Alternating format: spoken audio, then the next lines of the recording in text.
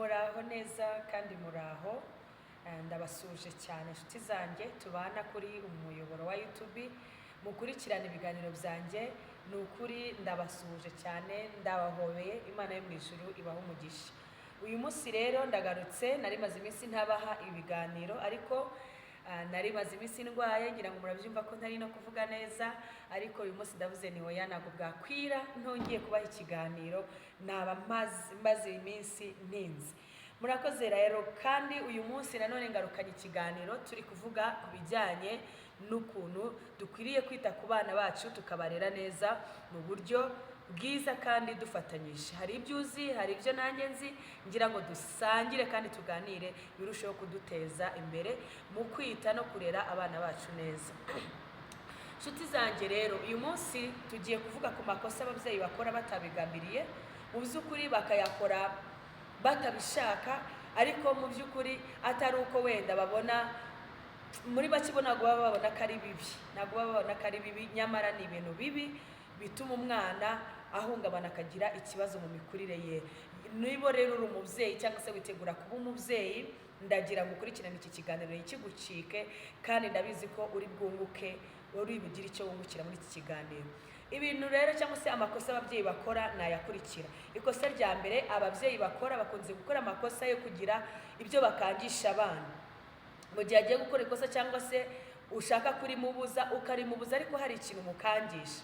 Mu by'ukuri niba umukangisha inkoni, umubwira uti ndagukubita, mbese umubwira amagambo arimo kuza kumubabariza umubiri, ibyo bintu bimwubakamo ubwoba mw'imbere muri we, ariko ntabwo nta kiri kintu bikora. Muri make byuzuza ubwoba bw'imbere muri we. Ibyo bigatuma umwana abaho atifitiye icyizere, kubera ko we yifitemo ubwoba. Urumva rero icyo ni ikintu kitari cyiza. Ikindi kintu cya kabiri ababyeyi bakora, tugira amakosa yo kugereranya abana. Tukavuga ngo reba umwana wo kwa runaka, ntureba nuza, ni umwana mwiza, ni umuhanga, ntabwo akubagana, wagiye wifata nkawe, reba kunagira isuku, yita ku bintu bye. Mbese ugasanga turi kumwereka ko we nta kintu ashoboye, muri make nta kintu azi. Ibyo bituma yumva atihagije. Mu by'ukuri bituma yumva atihagije, bikangiza self esteem yiwe. Babyeyi rero, iryo kosa niba warikoraga ntuzongere. Irindi kosa ni kutumva amarangamutima ye. Mu gihe agiye kurira ugatubwira ngo ciceka, sinshaka kumva induru yawe. Oya mama, ayo ni amakosa mabi. Niho usanga hari abana dusanga bahari, ariko umwana yarabaye igitsire, wamukubita, wamubwira nawe wagira gutaga ceceka, ntanakwereke ko ababaye. Ibyo bintu biba byaraturutse ko kuva kera kose yashakaga kurira, wowe ukamubuza, ukamubwira ngo oya, sinshaka kumva iyo nduru yawe, ceceka. Aya makosa niba wayakoraga rero ntuzongere mubyeyi. Irindi kosa ababyeyi dukunze gukora, dutekereza ko guhana umwana cyane ari byo bituma yikosora.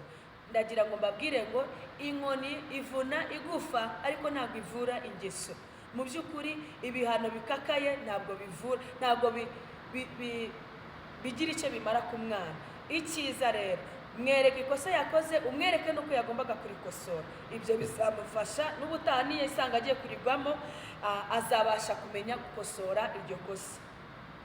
Ikindi kintu cy'ikosa ababyeyi dukunze gukora ni ukumubwira amagambo akomeye, amagambo amukomeretsa.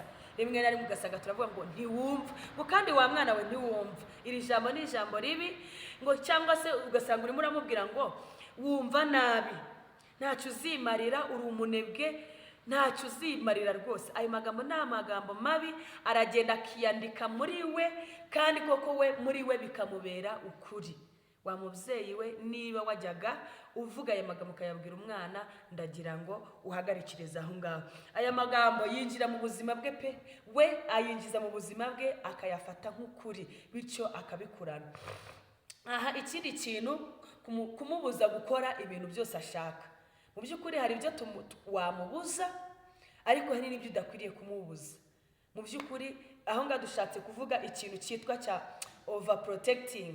Umwana ugasanga ari protege, ntushaka ko akina n'abandi bana, ntushaka ko yisanzura, ntushaka ko aseka ngo aseke nyine cyane, ugasanga ibintu byose afite igitsure gihagije. kirenze hejuru. Overprotecting ni ukuri nayo ntabwo ari nziza. Niyo mpamvu rimwe na rimwe umwana tujya tuvuga ngo umwana yasohotse, ngari kumva ngo yasohotse kabisa asohotse. Niba ashaka gukina n'abandi bana, mureke umuhe umwanya yisanzurane n'abandi bana. Ikindi kintu dukwiriye kureka nk'ababyeyi, gukoresha telefone cyane mu gihe turi kumwe n'abana bacu, kuhugira muri telefone. Mu by'ukuri hari igihe uri kureba raporo z'akazi cyangwa se ibindi bintu bikugeneye, ariko niba uri kumwe n'umwana gerageza umwereke ko nawe umwitayeho, kuko ibyo bintu bituma umwana yibona nk'aho nta kintu amaze, nawe ubwe abona atitaweho. Ibyo noneho bigatuma agabanya kwisanzura ku mubyeyi, kuganira nawe. Ibyo bintu biragabanyuka ku mwana rwose, ugasanga nyine kuko azi kuri telefone ntushobora kumuvugisha. Rero babyeyi bacu, ayo makosa twiyirinde kandi mu by'ukuri ntituzongere kuyakora. Umwana akurira mu buzima umuhaye, niba wifuza kandi ko akura neza, ayo makosa ukaba wari usanzwe uyakora, gerageza uyakosore. Murakoze cyane rero. Niba wifuza indi video ivuga ku kintu runaka, twandikire muri comment, ude subscribe ndetse unasharinge kugira ngo izi nyigisho zirusheho kugera ku bantu benshi, bityo birusheho kugenda bidufasha mu kurera abana bacu. Murakoze cyane. Ni Arisho AI TV show, nifuza kuzajya mbagezaho ibiganiro byo kwita ku bana bacu ndetse no gusigasira ubuzima bwabo. Murakoze cyane, ndabakunda. Imana ibahe umugisha. Ciao ciao.